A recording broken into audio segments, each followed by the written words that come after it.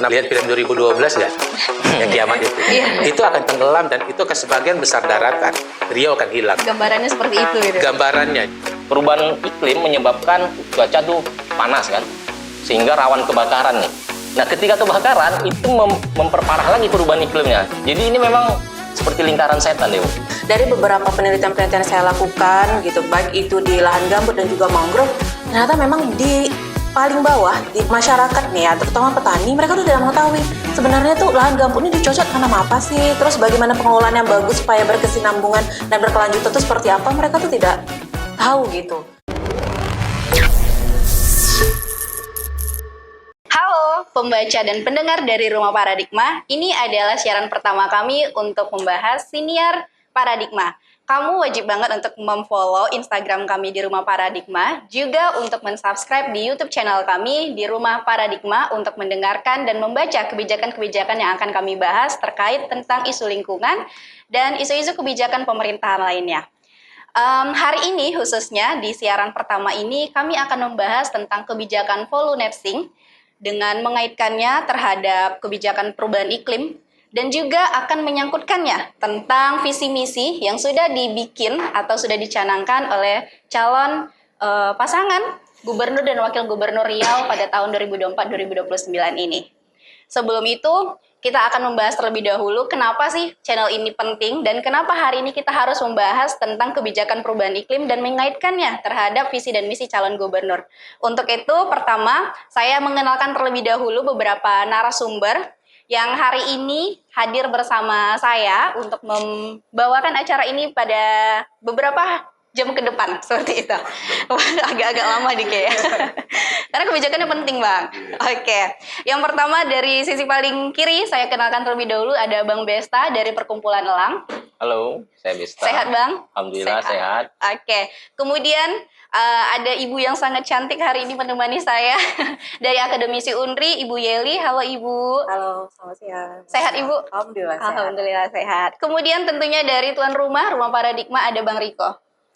Siang, Bang. Selamat siang. Oke. Selanjutnya juga ada tim dari Paradigma, ada Bang Jeffrey. Halo. Sapa dulu. Oke. Kita juga ingin mengucapkan selamat ya, Bang.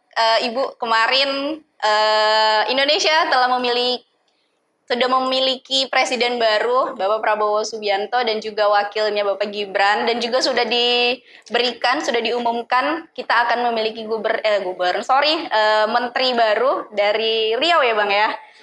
Aduh, ada Bapak Raja Juli. Semoga kedepannya bisa mendengarkan seperti Ibu sebelumnya. Ibu Siti cukup mendengarkan kita juga. Seperti itu. Oke, kita lanjut saja. Untuk yang pertama mungkin kita akan ke Bang Jeffrey terlebih dahulu. Kepada Bang Jeffrey mungkin bisa diceritakan kenapa kanal YouTube ini penting untuk didengar. Kenapa hari ini kita membahas tentang kebijakan volunetsing dan apa sih sebenarnya kebijakan volunetsing itu dan perubahan iklimnya. Siap, silakan Bang. Terima kasih Reva, terima kasih Bang Riko, Ibu Yeli dan Bang Besta sudah menghadiri senior Paradigma Perdana kali ini. Menarik sebenarnya. Jadi kalau semalam kita menunggu sampai hampir jam 10 malam, mulai dari pelantikan dan acara serah terima sampai dengan pembentukan kabinet menteri dan wakil. Menarik, banyak hal yang harus dikejar. Tapi dari dari semuanya itu melihat bagaimana sebenarnya visi misi Indonesia itu kan 2024 sampai 2025 sampai 2045 itu kan bagaimana Indonesia mencapai Indonesia emasnya. Ada beberapa hal yang menjadi sasarannya. Tapi nanti akan kita bahas dalam itu. Dengan kita bahas bagaimana mengkaitkan dengan visi misi yang ditawarkan calon gubernur Riau. Ada tiga pasangan. Saya akan melihatkan bahwa di yang saya sebutkan tadi, jadi visi misi Indonesia Emas itu dituangkan dalam Undang-Undang 59 tahun 2024. Bagaimana mencapainya itu ada beberapa hal, dibagi beberapa RPJM, rancangan pembangunan jangka menengah. Tapi untuk sekarang ada beberapa yang itu di 2024 sampai 2029 itu dimasukkan dalam rencana teknokratik yang dibahas oleh Bappenas dan sudah disahkan tanggal 13 September yang lalu. Kenapa harus ini dipakai ini? Karena di dalam pertimbangan Undang-Undang 59 itu sudah sebutkan bahwa rencana pembangunan RPJMN ini dipakai untuk bagaimana pasangan calon mulai dari gubernur, bupati, wali kota untuk menselaraskan dari atas sampai bawah. Jadi kalau nggak tidak harus selaras dan wajib dipenuhi karena ada kewajiban di situ untuk dipakai. Nanti Prabowo dan Gibran itu akan dipakai dan dipaksa untuk paling tidak nanti dari rencana teknokratik ini dalam waktu 3 bulan harus dipaksa untuk membuat perpresnya. Dan ini harus ditepati. Dan juga di awal juga sudah ada disebutkan bahwa penyusunan visi dan misi calon gubernur sampai dengan kabupaten kota itu wajib mengikutinya.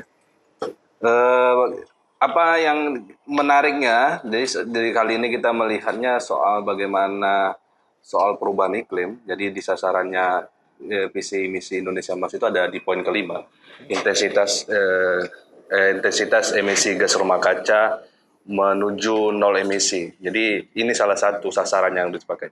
Di mana soal bagaimana Prabowo agar kalau kemarin dibilang bagaimana pendapatan itu setara dengan negara maju, di soal lingkungan juga ada bagaimana kita mencapai supaya energi nol bersih emisinya. Jadi itu. Selanjutnya, jadi diberancang dalam beberapa kebijakan. Ada tuh kebijakan sosial, ekonomi, tata kelola, supremasi hukum, stabilitas kepemimpinan Indonesia, dan ketahanan sosial dan budaya dan serta ekologis. Kebanyakan nanti dibahas di sektor kelima nih, ketahanan sosial, budaya dan ekologis. Di Riau itu ada, ataupun secara garis besar bagaimana tren penurunan mencapai nol bersih emisi itu ada dipakai namanya kebijakan Volume. Mungkin nanti Bang Riko bisa banyak menjelaskan. Kebijakan Volume ini dan IPPU dan segala macam itu dipakai untuk bagaimana menurunkan target mencapai nol bersih. Banyak kegiatannya. Ada yang soalnya bagaimana soal pengembangan tata kelola ruang yang berbasiskan lanskap, peningkatan kelestarian lingkungan, hutan dan lingkungan, ekosistem alami dan segala macamnya. Mulai dari rawa, gambut dan segala macamnya itu dipakai. Kenapa harus sebenarnya menariknya Volume kita bahas dalam podcast kali ini? Ini sebenarnya kan sudah dicanangkan oleh Menteri LHK yang kemarin dalam SK Menteri 168 tahun 2022 tentang bagaimana pengendalian perubahan iklim dalam sebuah pendekatan bagaimana 2030 nanti emisi sektor Volume. Volume ini kan ada nanti sektor hutan, Volume itu kan dari forest under land use, ya, bagaimana nanti penggunaan lahan-lahan itu berkontribusi terhadap perubahan iklim. Sudah ada dicanangkan dan bagaimana capaian akhirnya itu suhu bumi itu bisa turun sekitar 1,5 sampai 2 derajat Celcius. Ada beberapa kebijakan kunci yang kita pakai yang nanti akan menilai kebijakan kunci ini dengan program visi misi dengan gubernur yang di Gubernur Riau kaitannya. Ada soal bagaimana penurunan nilai deforestasi, degradasi hutan, pengelolaan hutan yang berkelanjutan, peningkatan cadangan karbon, pengelolaan ekosistem gambut, pengendalian kebakaran hutan dan lahan, konservasi karena ke hati, lalu cross cutting pada spasial dan kajian lingkungan. Oke, itu yang dipakai. Jadi kenapa penting dan di Riau, selain sebenarnya Menteri Hutanannya orang Riau, mudah-mudahan Raja Julianto ini punya komitmen soal bagaimana perlindungan hutan gambut dan mangrove di Riau itu. Yang paling tidak ada kesejarahan dengan di Riau-nya dia. Mungkin lebih banyak paham. Atau ada cadangan lain, saya tidak tahu. Tapi yang penting di Riau itu ada sekitar target ada 5 juta hektar lahan yang akan diintervensi terhadap kebijakan Volume. Dibagi atas RO1 sampai RO12. Tapi intinya ada hutan, gambut, dan lahan mangrove. Paridima sudah bekerja dari beberapa hari yang lalu dari 3 pasangan calon, ada Abdul Hamid, ada SF Arianto, ada Muhammad Asir, Wardan, Samsuar, dan Mawardi Muhammad Saleh. Jadi dari mereka ini kan sudah melaporkan dan sudah mempublish soal visi misi mereka. Kali ini kita memang khusus untuk membedah soal kebijakan mereka terhadap perubahan iklim kaitannya dengan bagaimana komitmen mereka bisa menurunkan emisi tadi. Biarpun sebenarnya di dalam visi misi mereka nggak ada menyebutkan Volume. Nggak ada, capek kita nyari. Tapi ada bahas lingkungannya. Pada lingkungan. Ada beberapa pembahasannya itu subjektif. Tapi kita langsung minta cari yang ada kaitannya dengan hutan gambut dan mangrove-nya saja. Karena beberapa yang perspektif yang subjektif itu adalah soal penerjemahan soal ekonomi biru dan ekonomi hijau. Itu, tapi tidak ada di apa namanya? Di lebih di detail kan. Jadi pasangan Abdul Hamid dan Ese Baryanto itu dalam visi misinya ada juga membuat tentang ekologi dalam terjemahan bahwa bagaimana Riau berbudaya Melayu, dinamis, ekologis, agamis dan maju. Ada kata-kata ekologi. Tapi dalam misinya tidak ada satupun soal bagaimana menerapkan itu. Tapi ada paling tidaknya soal bagaimana dia menerapkan pembangunan yang berkelanjutan. Tapi ini secara subjektif sekali. Tapi kita lihat sebenarnya kalau di program kerjanya tidak ada. Tidak ada sekalipun yang membahas soal bagaimana mereka melindungi sektor-sektor hulu tadi. Yang di pasangan nomor 2, Nasir dan Wardan ini dalam visi misinya kita melihat tidak ada soal bagaimana nilai-nilai lingkungan ataupun ekologis, karena dia sebutkan bahwa bagaimana Riau ini berdaya saing, yang berintegritas, maju, berbudaya Melayu menuju Indonesia Riau Emas. Kalau Indonesia Emas tadi ini pakai Riau Emas. Ya bisa saja, karena kan Nasir kan sebenarnya orang tim pemenangan Prabowo, bisa aja dia mengandung dan segala macamnya. Itu.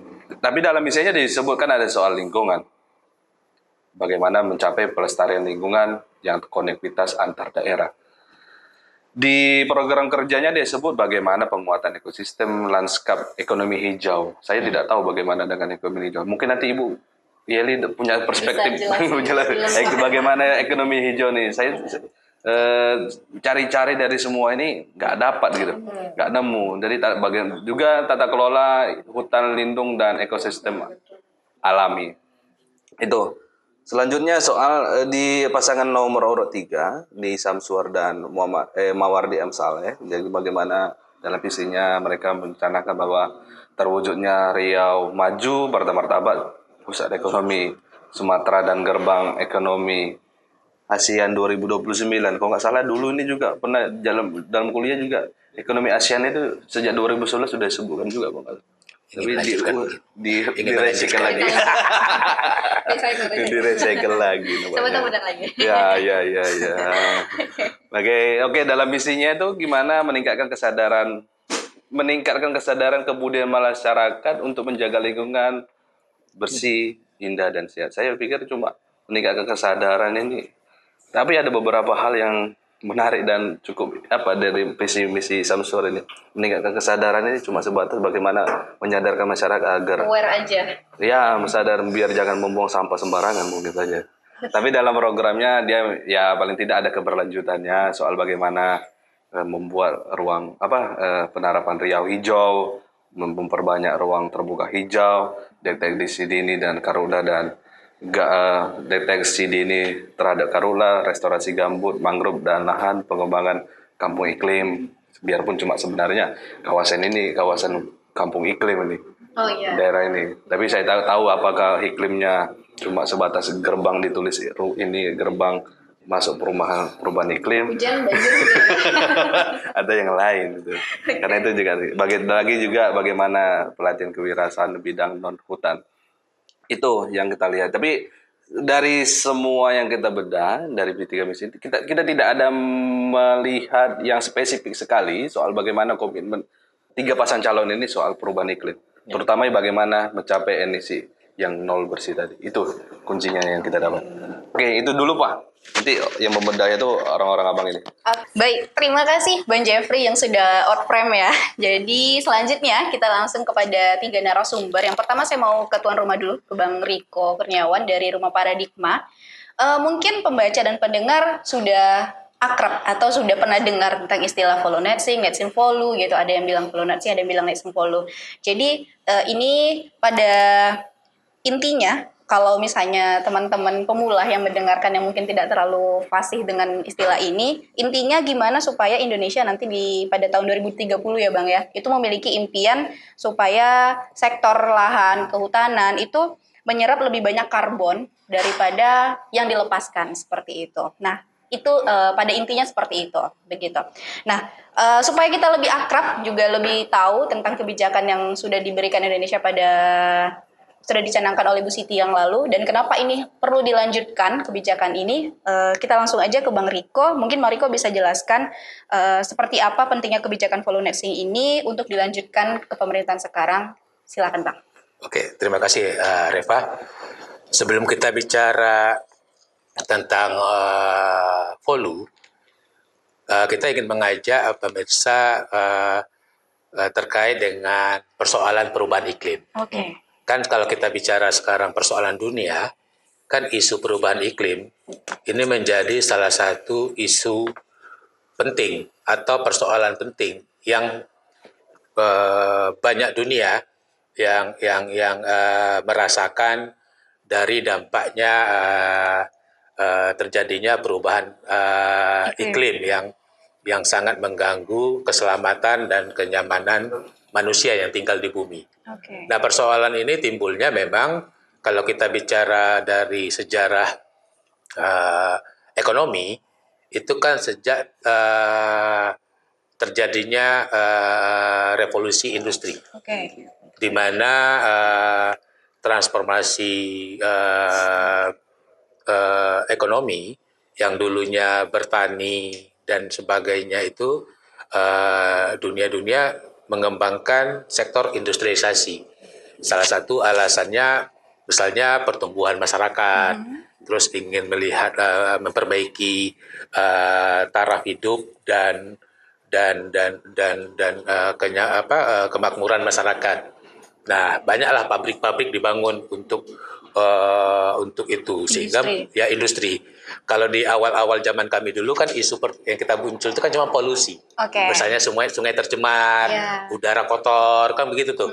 Nah, tapi semakin lama berkembang dan banyak negara-negara dunia yang sudah merdeka, itu pertumbuhan ekonomi mereka dipacu bagaimana dengan cara eksploitasi dan melakukan peningkatan industrialisasi. Oke. Terus juga pertambahan masyarakat atau pertambahan penduduk di dunia ini juga kan cukup tinggi.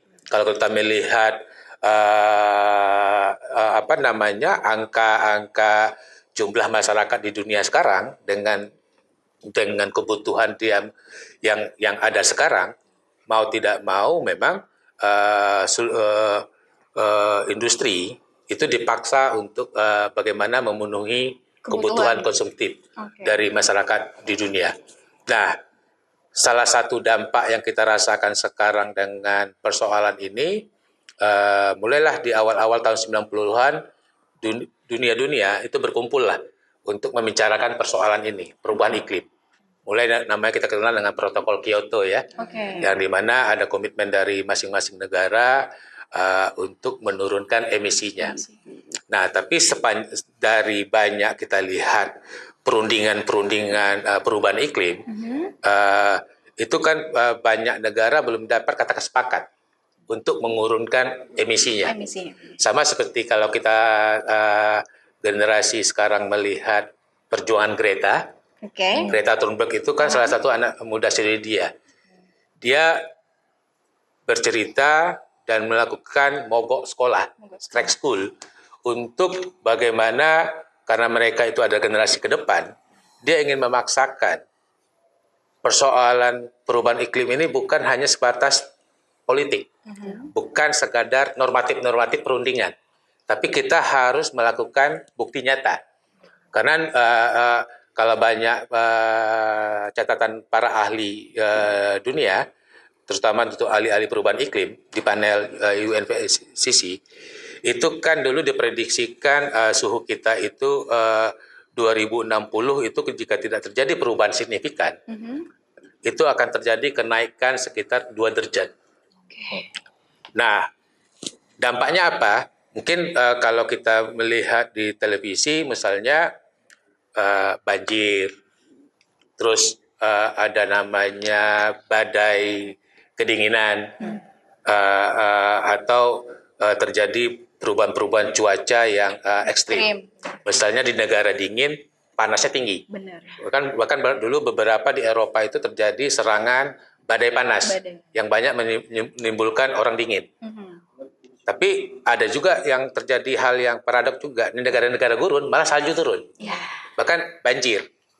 Nah, bahkan sekarang terakhir itu kan kayak di Dubai yang terbaru sekarang, di mana badai cuaca yang ekstrim melanda, badai yang dan itu kan mengganggu.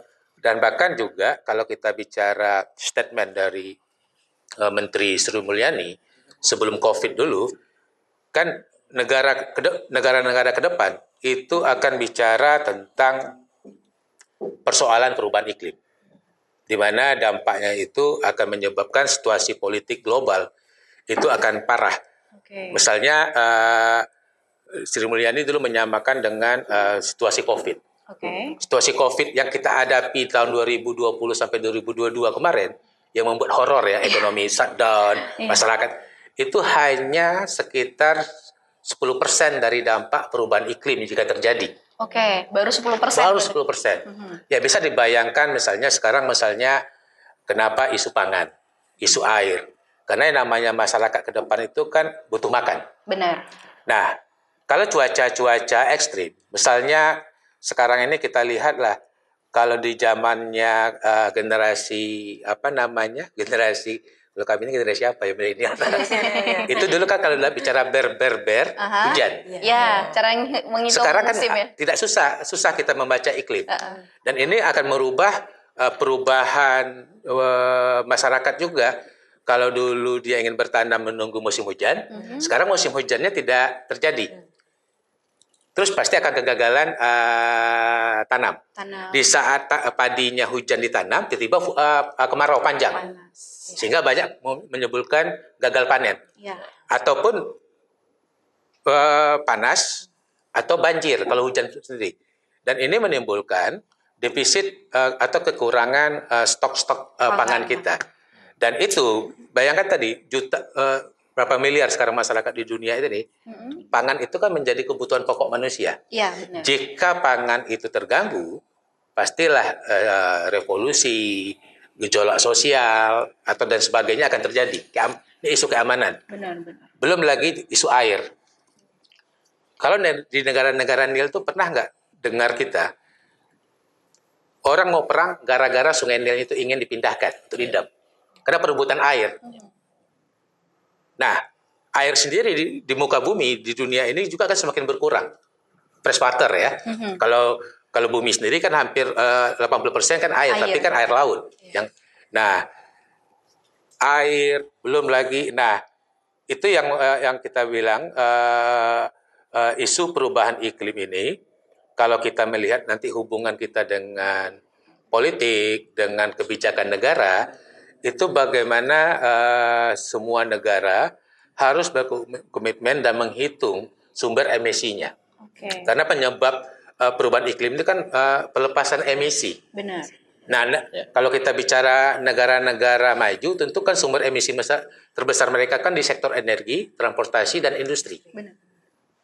Di mana mereka menggunakan sebagian besar sektor fosil misalnya. Minyak, batu bara, gas, dan sebagainya untuk menggerakkan ekonomi mereka, sehingga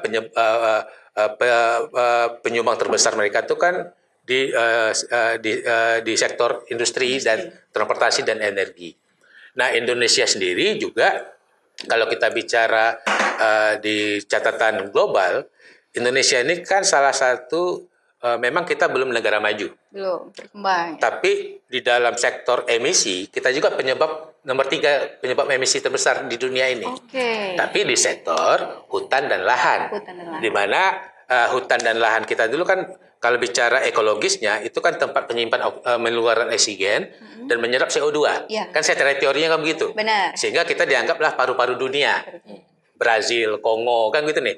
Nah, paru-paru kita itu dirusak. Sehingga penyerapan emisi global yang harusnya bisa kita serap kontribusi di Indonesia, malah kita lepaskan. Bahkan juga gambut, kalau kita bicara itu kan di samping dia menyerap emisi, kalau gambutnya rusak dia juga melepas emisi di tanahnya sendiri.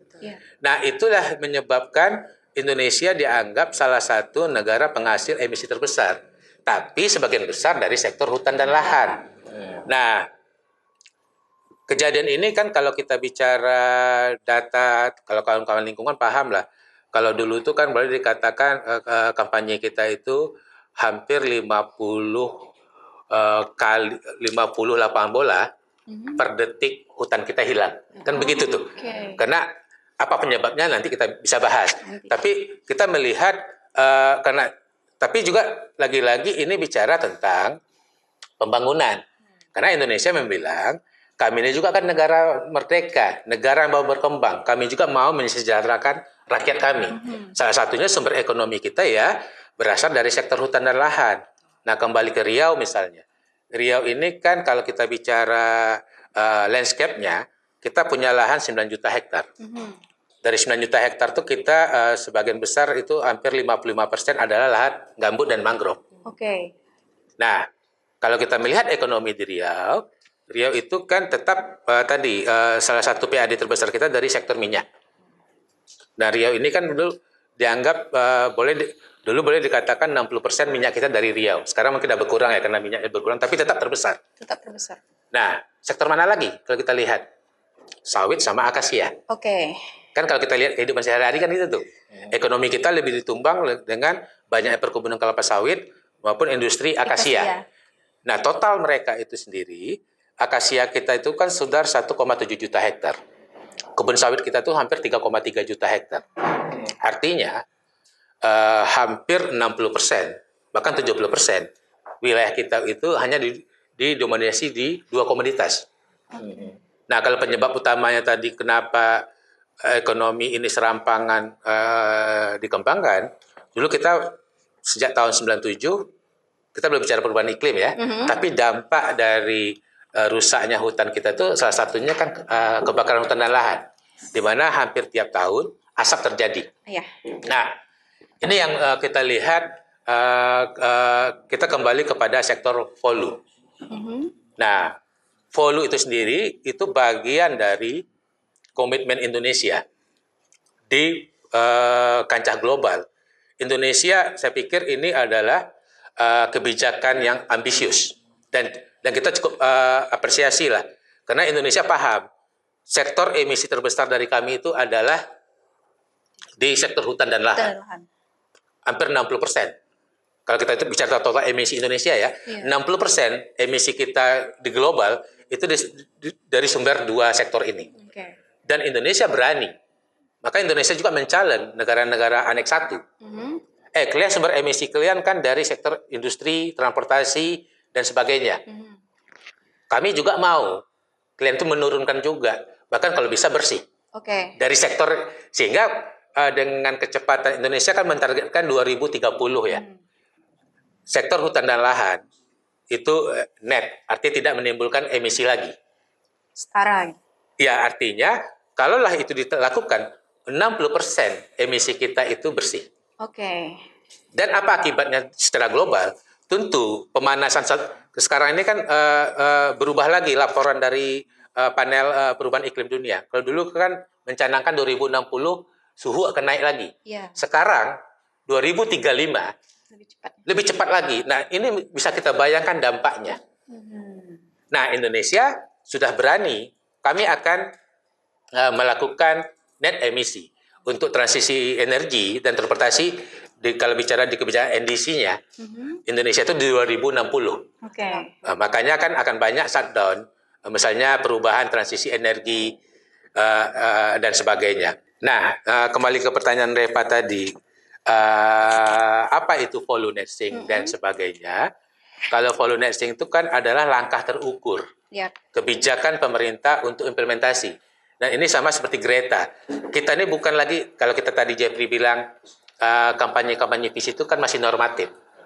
Yang dibutuhkan sekarang ditunggu rakyat di dunia itu kan apa langkah implementasinya, langkah konkretnya untuk menurunkan emisi. Nah, kalau kita bicara di volume, Indonesia itu ingin menurunkan emisinya di 2030. Enggak, kata kuncinya kan salah satu persoalan itu deforestasi. Nah, itu akan dikurangi. Terus peningkatan cadang karbon, misalnya dengan kegiatan-kegiatan pemulihan dan penanaman pohon untuk penyerapan emisi atau menjaga yang hutan tersisa untuk dijadikan. Terus pengelolaan ekosistem mangrove. Nah, mangrove itu sendiri itu kalau secara global yang penyerap emisi terbesar itu kan hutan, lahan gambut, mangrove, bahkan karang. Itu laut itu besar juga penyerap emisinya. Kalau kita kena fokus di mangrove, karena negara kita negara pesisir dan negara pantai, dan itu yang terus isu konservasi dan keanekaragaman hayati yang harus terus dipertahankan. Terus pengelolaan hutan berkelanjutan, artinya hutan kita itu lagi harus bagaimana ditata untuk aspek pengelolaan hutan itu yang berkelanjutan. Kalau di zaman kami dulu kan ada guyon-guyon namanya sistem HPH, HTI. Kalau HPH itu apa namanya? Apa istilah kita kalau HPH itu apa namanya kalau tanam tebang sekarang, tanam insya Allah, misalnya kayak gitu. Atau HPH tebang habis. Padahal HPH itu kan sebenarnya kan berkelanjutan. Tapi kan kita melihat ya, ini kita mulai nggak sederhana lagi. Banyak kebijakan-kebijakan yang didorong untuk terus eksploitasi. Walaupun dengan kategori kita punya industri, makanya kita kan challenge yang dimaksud ekonomi hijau itu apa? Yang apakah masih mengembangkan sawit, mengembangkan HTI, hijau masih ya hijau itu, ya kan? Apakah seperti itu? Nah itu yang kita lihat. Terus pengendalian kebakaran hutan dan lahan. Nah emisi terbesar kita juga dari volume ya, di samping tadi 60%, itu paling besar juga disumbang dari sektor hutan dan lahan. Kebakaran hutan dan lahan.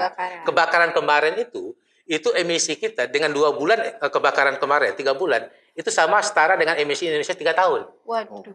Nah ini yang fakta-fakta kita. Makanya Riau salah satu provinsi yang juga penting karena isu kebakaran hutan dan lahan menjadi persoalan utama juga di Bumi Lancang Kuning ini. Terus baru kajian lingkungan ya tadi AMDAL. Terus kita dulu namanya ada KLHS atau studi-studi dari akademik untuk memastikan bagaimana dampak dari pembangunan ini juga harus menjadi kata kunci pentingnya itu aspek lingkungan harus menjadi kata kunci juga supaya jangan serampangan pembangunan. Nah, mungkin begitu Reva, terlalu panjang lebar, tapi pada intinya memang volume itu bagian langkah yang terukur dari pemerintah Indonesia untuk itu sudah punya. Tadi Jeffrey sudah bilang kita sudah punya rencana operasional sama rencana aksi. Nah, pertanyaannya tadi, apakah para pemimpin kita mau itu mensinergikan atau menurunkan di dalam rencana pembangunan dan rencana aksinya di dalam kalau mereka memimpin ke depan. Kalau tidak seperti itu susah kita ukur visi misi mereka itu kan kalau bicara visi misi kan masih normatif ya, masih mimpi gitu loh. Tapi yang kita tunggu sekarang ini bukan mimpi, bukan lip service. Kami ingin melakukan kalau sekarang ini kan gede-gedenya kita nih. Pembangunan berkelanjutan, isu sustainability, pembangunan berwawasan lingkungan, pembangunan berkelanjutan. Pertanyaan kita berkelanjutan seperti apa? Itu yang artinya harus paham dulu persoalan utama kita kalau bicara tentang isu perubahan iklim. Dan celakanya, mulai dari kita lihat dari Pileg dan Caleg kemarin sama juga dengan gubernur ada sekarang, itu belum kita lihat isu lingkungan atau isu mendasar dari Riau lah umumnya, itu tidak pernah tersampaikan. Selalu bicara masih umum, normatif. tidak khusus ke Riau. Ya artinya kalau orang mau maju, dia ingin merubah apa gitu loh. Sehingga publik ingin diyakinkan, jika Anda memimpin, ya kalau misalnya kita di Riau, ya isu perubahan iklim itu kan bukan isu global ya. Kita juga menghalimi hal yang sama. Sekarang kita lihatlah rata-rata suhu kita juga sudah meningkat ya. Terus juga ya orang yang melakukan mitigasi dan adaptasinya dengan membangun AC. Tapi AC juga itu kan periode dan sebagainya kan sumber. Terus juga di tataran petani dan sebagainya susah membaca musim sekali. Kapan dia akan bertanam? Kalau musim hujan juga nggak tentu. Dan Riau itu paradok kalau bicara kebakarannya. Kebakaran kita tuh kan kalau kita lihat di Riau tuh Juni sampai September itu kemarau panjang. November, Desember kemarau panjang. Bahkan Februari. Ya artinya ada 3 kemarau panjang. Artinya kalau dalam setahun itu boleh dikatakan musim hujan kita sudah berkurang nih. nggak sampai 6 bulan lagi, 3 bulan. Dan ini yang kita hadapi sekarang terkait dengan persoalan. Belum lagi kalau kita bicara Riau secara umum, misalnya mayoritas kita kan gambut. Nah, gambut kita tuh kan pada faktanya itu boleh dikatakan 80% sudah rusak. Benar. Nah, itulah awal penyebab kebakaran hutan dan lahan. Kalau bagi orang lingkungan, kebakaran gambut rusak itu kan kering, itu baru kalau kita bicara penyakitnya itu baru tahap 1, kalau bicara kanker ya. Oke. Yang parahnya itu kan stadium akhirnya, di mana terjadi penurunan muka. Karena gambut itu kan bukan tanah padat ya. Iya. Dia kan campur pelapukan pohon-pohon yang selalu basah, artinya bukan padat. Nah, jika dikeringkan tentu kan akan turun. Iya. Semakin turun, air laut naik, dan ini terjadi jangka menengahnya, seperti yang diinhil ribuan kelapa mati. Itu karena air asin sudah masuk ke dalam tanah. Dan jika ini nggak diperbaiki, jangka panjangnya, sebagian besar, kalau kita melihat film, pernah lihat film 2012 nggak? Yang kiamat itu. Itu akan tenggelam dan itu akan sebagian besar daratan. Riau akan hilang. Gambarannya seperti itu. Gitu. Gambarannya, jika ini nggak... Nah, bisa dibayangkan, 80% masyarakat Riau itu tinggal di situ. Terus pertanyaan kita, di mana dia pindah? Itu kan konflik baru lagi dan itu ya, kiamat itu ya bisa diprediksikan di situ. Oke, baik. Ini cukup lengkap dan sangat jelas ya tentang penjelasan tentang Polonet Singapura Net Polo. Whatever you say lah teman-teman semuanya. Yang penting kalian mengerti bahwa ini adalah isu yang sangat penting, di mana kita khususnya masyarakat Riau seperti yang dibilang Bang Riko tadi ya, lahan kita itu gambut salah satu. Kalau misalnya tidak dirawat dan tidak dijaga, itu bakalan jadi emisi yang terbesar juga, yang salah satu faktornya lah seperti itu. Nah, mungkin sebelum kita membahas mengerucut ke kampanye dan visi misi dan sebagainya, saya mau ke Bang Besta terlebih dahulu. Tadi kan Bang Riko udah menjelaskan tentang apa itu voluntary dan kebijakan yang diberikan oleh masyarakat atau maksudnya pemerintah Indonesia. Nah, selanjutnya kan tadi udah disebutkan bahwa ternyata perlu loh voluntary ini perlu kita lanjutkan. Emang apa sih Bang tantangan kalau misalnya pemerintahan sekarang atau masyarakatnya nanti itu bakalan menerapkan voluntary, itu tantangan yang dihadapi sekarang itu apa aja Bang? Ya, Oke, terima kasih Reva. Ya, jadi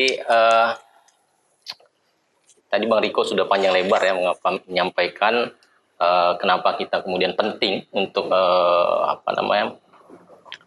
mengawal ini voluntary ini.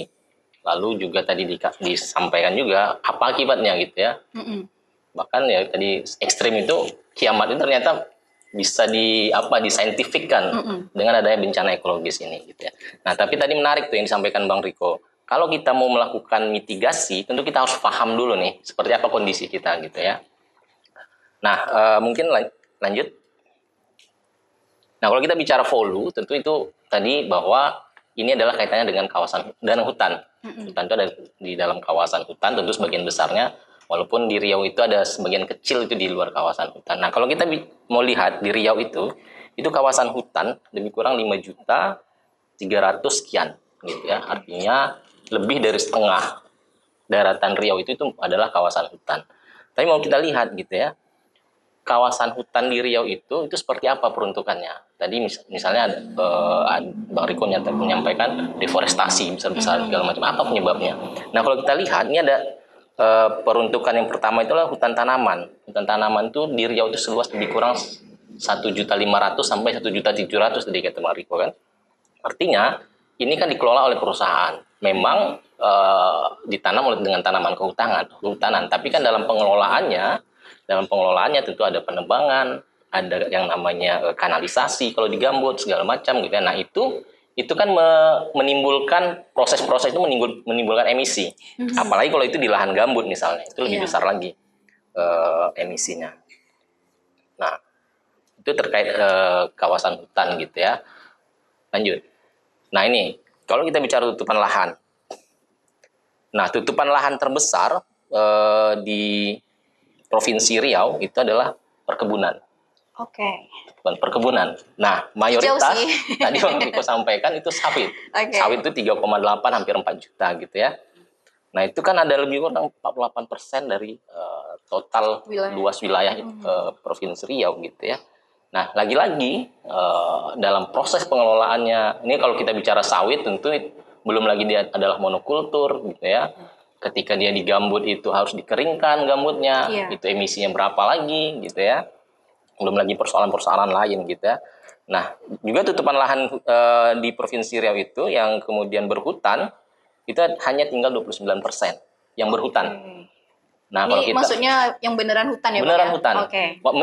Terlepas dia apakah hutan primer gitu ya, ada hutan sekunder atau hutan mangrove gitu kan. Nah, paling tidak 29% itu masih hutan. Dan kita kalau di Elang itu kan kita melihat kita mengadvokasi itu ada namanya bentang alam Semenanjung Kampar Kurumutan. Oke. Nah, mayoritas itu yang berhutan itu di wilayah itu, Semenanjung Kampar Kurumutan, antara Sungai Siak itu dengan Sungai Kampar tuh. Oke. Itu ada bentang hutan alam yang masih cukup luas gitu ya.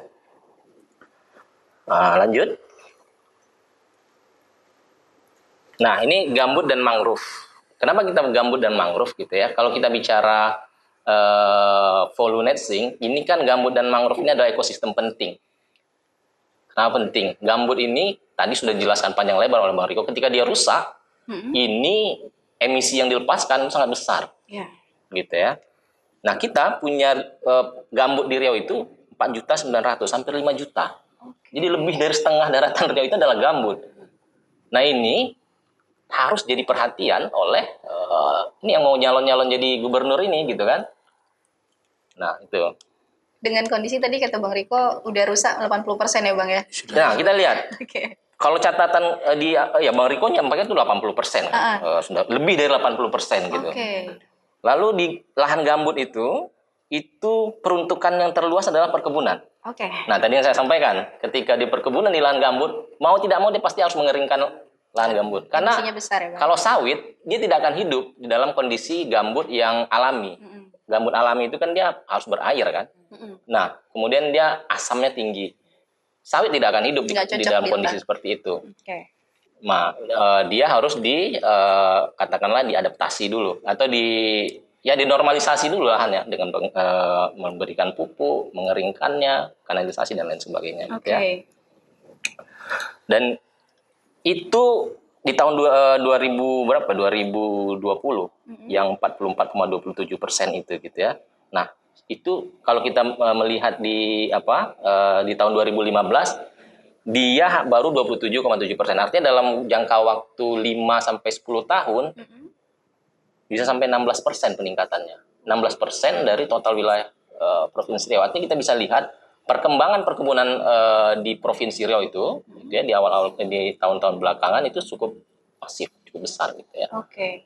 Nah, itu kan menjadi tantangan dalam konteks implementasi volumetric nanti. Nah, lanjut. Nah, ini kalau kita mau lihat nih, tadi bicara kondisi gambut. Nih, realitas gitu ini kita lihat datanya kita dapat dari data Renja volumetric yang dibuat di Riau itu. Oke. Ini diolah dari data KLHK. Kalau kita lihat, ini dari 4,9 juta gambut yang tidak rusak hanya 0,49%. 24.344. Itu yang tidak rusak. Bahkan nggak sampai 1%. Nggak sampai 1% yang tidak rusak gitu ya. Rusak ringan, nah ini memang rusak ringan yang paling besar. Di luar 4 juta, 83,29% gitu ya. Tapi ada rusak berat yang 167.332 hektar. Berapa persen itu? Itu lebih kurang 3,36%. Itu rusak berat. Nah, tapi kalau kita totali semua, mulai dari rusak ringan sampai rusak sangat berat, 99,51%. Gitu ya, hanya 0,49% gambut kita yang bagus. Ini dalam konteks misalnya kita mau melakukan, kan kalau volumetric itu ada kegiatan rehabilitasi gitu ya. Artinya yang harus direhabilitasi cukup besar. 99%. Ya, di luar lah nanti itu ada tanggung jawab perusahaan, ada tanggung jawab pemerintah dan lain sebagainya gitu ya. Nah, itu tadi kalau dalam konteks gambut. Lalu ini ada juga kita lihat nih, ada hamparan kelapa gitu ya. Di Inhil nih. Ini mati. Yang disampaikan Bang Riko. Iya, disampaikan Bang Riko tadi. Oke. Kita lihat kondisinya memang, ini karena apa? Karena intrusi air laut. Kalau kita baca misalnya, salah satu akibat dari pemanasan global atau perubahan iklim itu adalah naiknya muka air lautnya. Nah, ini sudah terjadi di Riau. Gitu ya. kalau kita baca di media itu lebih kurang 60.000 hektar lahan kelapa masyarakat nih, Oke. yang kondisinya Masyarakat. seperti ini.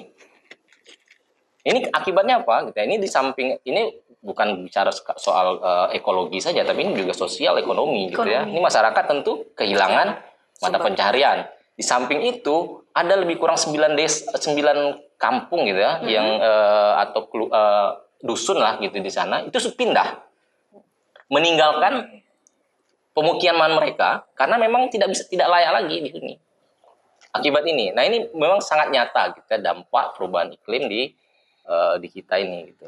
Nah, yang menarik sebenarnya kami kemarin coba telusuri gitu ya, visi misi. Kalau kita bicara dalam konteks pilkada, tapi ini bukan provinsi, ini di Inhil. Kami mau cek gitu ya, dari 4 pasangan calon bupati di Inhil itu yang bicara soal mangrove sama sekali nggak ada. Padahal itu kalau kita lihat data, dan mangrove paling besar di Riau itu ada di Inhil. Nah, tidak satu pun dari mereka yang bicara mangrove. Oke. Gitu. Apalagi bicara soal kelapa rusa ini kan lebih spesifik lagi kan. Mereka nggak bicara sama sekali. Nah, itu tantangan menurut kita bahwa calon-calon pemimpin kita di Riau ini, paradigma pembangunan berkelanjutannya itu ya sangat mengkhawatirkan menurut kita. Gitu ya. Sangat mengkhawatirkan. Nah, kalau gambar yang sebelah lagi itu ada ini pembabatan hutan gitu ya, hutan alam. Ini masih berlangsung. Ini 2024. Di mana itu? Ini di kawasan konsesi perusahaan. Oke. Memang di kawasan konsesi perusahaan, tapi ini kan masih berhutan alam. Harusnya kalau dalam regulasi hutan alam tuh nggak boleh ditebang lagi gitu ya. Apalagi kalau kita bicara dalam konteks polu. Kalau yang kita dorong adalah bagaimana mempertahankan hutan yang masih ada, meskipun itu dalam konsesi perusahaan gitu ya Bu. Lalu yang rusak itu diperbaiki. Nah, itu dalam konteks aksi mitigasi yang ingin kita dorong dalam konteks pollination gitu. Nah, ini adalah gambar yang diambil oleh kawan-kawan IWF. Ini terbaru, bukan berapa tahun lagi, 2024 gitu. Lanjut. Nah, ini juga tantangan nih di kita. Tadi Bang Riko sudah meng-highlight sedikit bahwa kita ini setiap tahun gitu ya, setiap tahun kita itu kebakaran hutan dan lahan. Ini misalnya kalau kita lihat nih 2024 saja ini belum berakhir udah 1.500 hektar lahan di Riau terbakar gitu kan. Nah, ini kan kalau kebakaran hutan tentu emisi besar gitu ya. Dia akan jadi apa namanya ya? Jadi satu lingkaran yang sebab akibat gitu ya. Perubahan iklim menyebabkan cuaca tuh panas kan, sehingga rawan kebakaran nih. Nah, ketika kebakaran itu memperparah lagi perubahan iklimnya. Jadi ini memang seperti lingkaran setan ya, gitu ya. Bahwa ketika ini tidak ada aksi yang nyata, mitigasi yang nyata dari pemerintah gitu ya, tentu ini akan menjadi bola salju yang kian lama membesar gitu. Akhirnya kita tidak bisa kendalikan lagi. Lalu ini bicara juga misalnya kalau kita bicara konteks Riau tadi, karena kita ini memang adalah ada wilayah pesisirnya gitu ya. Ini ada di 3 pulau di Riau itu alami abrasi tinggi. Ini juga pasti akibat dari, menurut kita ini adalah bagian dari dampak perubahan iklim yang terjadi gitu ya. Kalau kita bicara abrasi, tentu ini kalau kan presiden kita Pak Prabowo gitu, prajurit gitu ya, tentu dia punya semangat nasionalisme tinggi.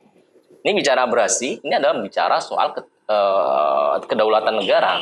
Ketika misalnya abrasi tinggi, kan garis pantai kita terus berkurang toh. Iya, benar. Akhirnya luas wilayah kita berkurang gitu kan. Nah, itu di samping bicara soal tantangan ekologi, ini juga adalah soal kedaulatan negara. Sehingga tentu siapapun nanti pemerintah di Provinsi Riau ini akan cukup relate ketika mereka misalnya ingin memperjuangkan soal abrasi ini, karena ya kita bisa, mereka akan relate dengan presiden.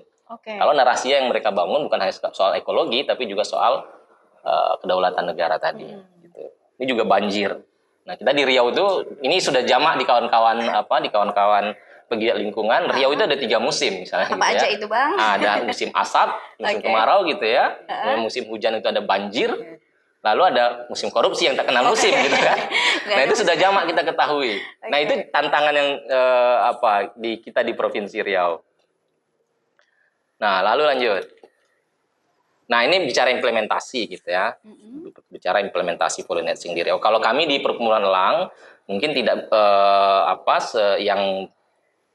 yang baru kita coba highlight itu soal Semenanjung Kampar Kurumutan. Kenapa gitu? Tadi saya sampaikan bahwa memang yang punya potensi besar ada hutan alam, kemudian gambut, dan itu mayoritas gambut kan kalau Semenanjung Kampar Kurumutan. Ini kita bisa lihat lebih kurang itu Semenanjung Kampar Kurumutan itu dia 1.387.000 hektar gitu ya, dengan luas kawasan hutan itu 1.160. Nah, yang menarik itu adalah kandungan karbonnya itu lebih kurang 23.516 juta ton. Itu angka kandungan karbon yang cukup tinggi gitu. Kenapa? Karena dia memang di samping dia hutan, dia gambut. Jadi memang ini bentang alam gambut. 90 sekian persen itu adalah gambut. Nah, kenapa kemudian kita menganggap ini penting? Karena hal itu tadi. Belum lagi ada mangrove-nya gitu ya.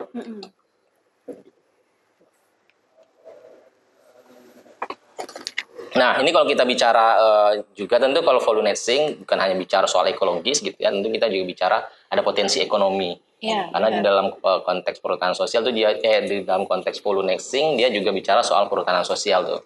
Nah, kita melihat di ekosistem Semenanjung Kampar itu memiliki potensi wilayah perhutanan sosial itu lebih kurang 55.000 hektar. Gitu ya, 55.000 hektar yang sampai saat ini itu belum termaksimalkan. Ada potensi kawasan hutan itu yang bisa dikelola oleh masyarakat. Gitu ya. Karena kalau kita ketahui gitu ya, ketika kawasan hutan itu dikelola oleh masyarakat, ini harapannya akan lebih sustain. Bisa menjaga hutannya tetap lestari, kemudian ekonomi masyarakat juga terangkat di situ. Nah, apa saja misalnya next rencana aksi yang dalam konteks implementasi polinetsing di Semenanjung Kampar Kurumutan itu, ya itu tadi ada beberapa rencana aksi yang kita usulkan sebenarnya. Ini coba kita usulkan ke pemerintah provinsi. Pertama itu mempertahankan hutan alam yang masih tersisa gitu ya. Baik itu di dalam kawasan konsesi maupun di luar konsesi. Nah, tentu ini tantangannya cukup besar kalau ini ya. Tapi nggak apa-apa, kita coba dorong gitu ya. Lalu mendorong regenerasi hutan alam terdegradasi gitu ya. Jadi hutan alam yang terdegradasi itu ya mulai bisa dilakukan dengan cara dia regenerasi alami misalnya. Dibiarkan saja sebenarnya hutan alam itu dia akan meregenerasi dirinya sendiri, atau kita melakukan percepatan dengan melakukan rehabilitasi gitu ya. Lalu ada efisiensi penggunaan lahan dan optimalisasi lahan tidak produktif.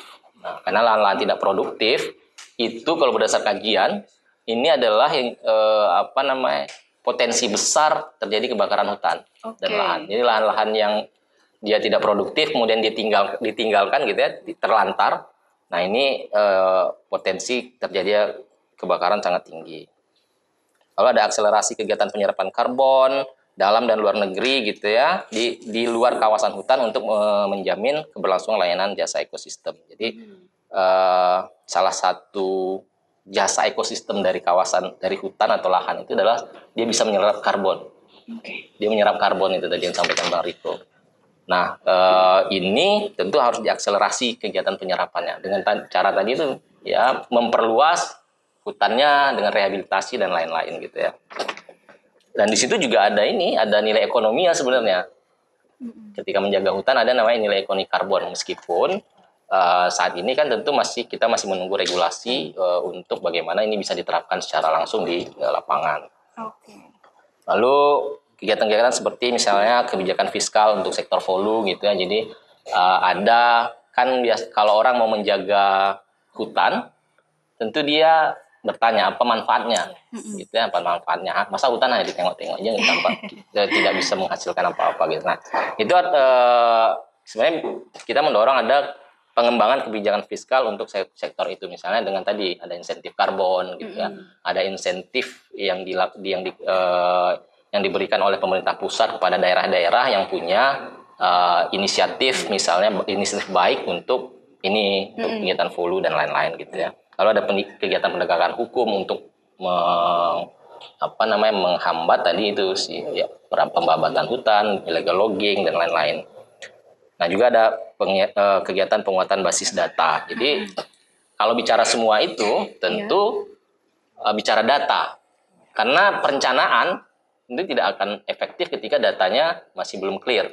Benar. Gitu ya, tidak akan efektif. Ya, soal luas gambut saja. Ini saya temukan gitu ya. Di dokumen perencanaan di Provinsi Riau ada dua dokumen perencanaan berbeda, itu data sering beda. Sering beda. Soal gambut itu misalnya kadang sering beda. Ada yang bilang 4,9 juta, ada yang bilang 5,06 juta luasan gambut gitu ya. Nah, itu kan satu hal yang menurut kita itu perlu diperbaiki, sehingga ketika datanya benar, datanya bagus, tentu perencanaan yang dilakukan akan lebih baik gitu ya. Itu. Lalu ini mungkin ada tambahan sedikit gitu ya.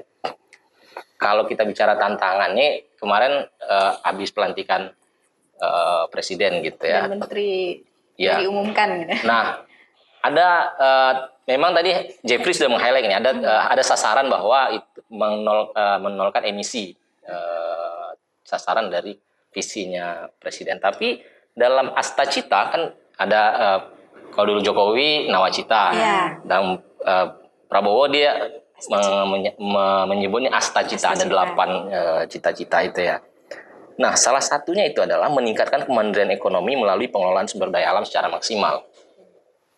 Artinya, gitu ya, mereka ingin meningkatkan pemerintahan sekarang itu ingin meningkatkan kemandirian ekonomi, tapi dengan apa? Melalui pengelolaan sumber daya alam secara maksimal. Nah, tentu ini bisa multitafsir, tapi kalau kita warning gitu, apakah ini jangan-jangan eksploitasi lagi soal sumber daya alam kita misalnya. Karena dia kan menargetkan tuh tingkat pertumbuhan ekonomi itu 8% kan, kalau Prabowo. Dulu kalau kita ingat misalnya zamannya SBY itu 7% ya target pertumbuhan ekonomi. Yang terjadi apa? Apa, Bang? Yang terjadi adalah deforestasi tinggi, eksploitasi sumber daya alam besar-besaran gitu ya. Nah, itu tentu perlu kita waspadai. Ini juga jadi tantangan dalam konteks implementasi volumetric di Riau. Lalu kita dengar tadi malam, kemarin pidato perdananya Prabowo, swasembada pangan, swasembada energi. Swasembada pangan, oke, kita pasti akan sangat mendukung itu. Tapi dalam konteks yang sudah berlalu, kita lihat apa sih yang dimaksud dengan gimana swasembada hutan baru kan enggak juga. Swasembada pangan. Kalau yang sudah berlalu kan ya food estate segala macam gitu-gitu kan. Nah, ini eksploitasi lagi lahan besar pembukaan kawasan dan sebagainya. Lalu ada swasembada energi. Swasembada energi yang agak ini juga dia meng-highlight secara khusus kelapa sawit. Nah, gitu ya, bahwa kita bisa swasembada energi dengan tanaman kelapa sawit yang itu bisa diolah menjadi bahan bakar setara bensin dan atau setara dengan biodiesel itu. Ini kan artinya apa? Yang kita baca justru adalah bahwa tentu ini nanti akan menjadi pengelolaan. Kalau kita bicara sawit, tentu dalam konteks pengelolaan sawit di Riau itu masih banyak PR yang harus dilakukan. Masih ada misalnya ada 1,2 juta, 1,4 juta hektar lahan sawit masih dalam kawasan hutan dan lain-lain. Belum lagi soal gambut. Nah, ini tentu menjadi warning-warning bagi implementasi volumetric di Provinsi Riau gitu ya. Belum lagi misalnya soal kementerian itu yang sudah di split gitu ya. Kalau kita lihat kebijakan volumetric itu payungnya adalah Permen LHK. Permennya LHK kan. Nah, dengan dia di split itu seperti apa? Payungnya di mana? Bagaimana implementasinya dan lain-lain. Tentu itu masih kita tunggu pemerintahan selanjutnya. Mungkin itu Reva, terima kasih. Baik, rinci sekali. Tadi dari Bang Riko dan Bang Besta sudah menjelaskan tentang volumetric itu apa, kemudian tantangannya kenapa seperti itu, kenapa ini agak sulit untuk dijalankan. Ternyata dari sisi pemerintah juga gembor mengatakan, ayo kita bikin emisinya nol, tapi secara langkah-langkah yang lain agak rancu gitu, seperti kayak ingin membangun ketahanan pangan kita. Ya, tahulah seperti itu ya teman-teman semua ya. Jadi sebenarnya tadi juga disebutkan ya bahwa dari Bang Riko dan Bang Besta mengatakan kalau misalnya kita sadari kebijakan follow nudging ini juga memiliki nilai ekonomi yang tinggi gitu. Nah, seperti apa kebijakan ekonomi yang akan lahir ketika kita berhasil untuk menurunkan atau menolkan emisi kita, bisa dijelaskan oleh Ibu Yeli Zamaya sebagai akademisi dari Universitas Riau, Fakultas Ekonomi ya Bu ya? Iya, betul. Oke, silakan Ibu dijelaskan. Oke, baik, terima kasih Reva. Jadi memang kalau kita bicara tentang volumetric ya, jadi kalau forest and other land use untuk tahun 2030, karena memang ibarat gini, seperti yang udah dijelaskan sama Bang Riko, sama Bang Besta juga, bahwa memang ini seperti kayak kalau saya bilang memang proyek ambisius gitu. Proyek ambisiusnya pemerintah bahwa kita harus no emisi, kita harus juga banyak hal-hal yang harus kita lakukan. Tapi itu 2030 ya. Sekarang kan 2025 ya. 2000 sekarang 2024 mau 2025 nih, sekitar lagi 2 bulan lagi. What kind government to do now gitu kan. Jadi apa sih yang ibaratnya ini 5 tahun lagi loh. Kalau misal dalam perencanaan ini udah jangka pendek banget nih gitu. Perencanaan jangka pendek sekali gitu, 5 tahun ke depan gitu. Tapi memang kami dari sisi akademisi kan kita memang bersinergi ya dengan masyarakat juga, dengan pemerintah juga, dengan Tridharma Perguruan Tinggi, dari penelitian, pendidikan dan juga pengabdian kepada masyarakat. Nah, kalau misalnya kita bicara tentang volume lahan gambut, nah kebetulan saya juga fokus di pengelolaan lahan gambut ya, di ekonomi lahan gambutnya. Jadi memang dari beberapa penelitian-penelitian yang saya lakukan gitu, baik itu di lahan gambut dan juga mangrove, ternyata memang di paling bawah di masyarakat, misal di petaninya, itu memang mohon maaf gitu, kebijakan itu tuh memang nggak nyampe gitu loh. Mereka tuh tidak mengetahui, masyarakat nih ya, terutama petani, mereka tuh tidak mengetahui sebenarnya tuh lahan gambut ini dicocok tanam apa sih, terus bagaimana pengelolaan yang bagus supaya berkesinambungan dan berkelanjutan itu seperti apa, mereka tuh tidak tahu gitu. Jadi pun kan emang penyuluh pun datang gitu ya. Kalau kita kan dari penyuluh pertanian tuh Bang, penyuluh datang, mereka datang ya mohon maaf gitu, hanya sekedar ngasih flyer, foto-foto, terus ngasih tahu hal yang sebenarnya petani juga udah tahu gitu. Tapi sebenarnya kami juga pengen tahu Bu, kami mau diberitahu bahwa sebenarnya lahan gambut ini bagus seperti ini loh pengelolaannya, tanaman yang cocok tuh yang ini untuk meningkatkan ekonomi mereka nih. Nggak semua tanaman bisa di lahan gambut, itu pasti. Kan ada mati, terus juga harus dan yang perlu kita garis bawahi adalah untuk lahan gambut pengelolaannya itu sangat mahal. Nah itu tak subur kan? Karena dia tak subur, sangat mahal. Jadi butuh biaya yang besar oleh petani itu, mengeluarkan biaya yang besar ketika dia mengelola lahan gambut. Tapi mau nggak mau mereka harus keluar, karena apa? Harus mengeluarkan dana itu karena apa? Karena mereka hidup di situ gitu. Mereka mencari kehidupannya di sana gitu. Jadi mereka bilang bahwa untuk misal kalau tanah mineral itu ya cuma digarap terus disiram terus ditanam subur, ya kalau lahan gambut dia harus dikasih pupuk dulu, dikasih kapur pertanian dulu, pakai mulsa yang dan mulsa pun nggak bisa mulsa yang terserah, harus mulsa yang perak yang pokoknya mereka pikir. Dan harga jual ya tergantung permintaan dan penawaran kan. Kita bicara dalam ekonomi kan harga itu tergantung dari permintaan dan penawaran pasar gitu. Nah ketika misalnya panen melimpah, harga turun, nah mereka jadi rugi gitu kan. Nah tantangannya ya seperti itu. Nah kalau misalnya kita bicara tentang kehutanan gitu ya, sekarang kita sudah banyak digalakkan agroforestry gitu ya, agroforestry. Tapi kan ada juga syarat-syaratnya, ada hal-hal yang terkait untuk penanaman tanaman-tanaman untuk agroforestry, dan juga ya kami akui gitu, kami di lapangan gitu ya, tidak semua juga masyarakat itu punya kesadaran yang sama gitu, tingkat kesadaran yang sama untuk menjaga ataupun juga menanam tanaman yang memang bernilai ekonomi tinggi, tapi juga menjaga kelestarian hutan dan juga lahan gambutnya seperti itu. Nah sekarang tugas kita, nah ini kalau kita kaitkan dengan pemerintahan, harap gitu pemerintah tuh memang enggak, kalau misal kita tidak hanya sosialisasinya aja tuh yang sekedar lini atas gitu loh, artinya hanya orang ibaratnya kalau kita tuh kalau pelatihan kan orang kantor aja gitu ya. Iya. Nah, tapi tolong sampai ke tiap bawah dan memang dipantau terus gitu loh. Terus diikuti perkembangannya bagaimana.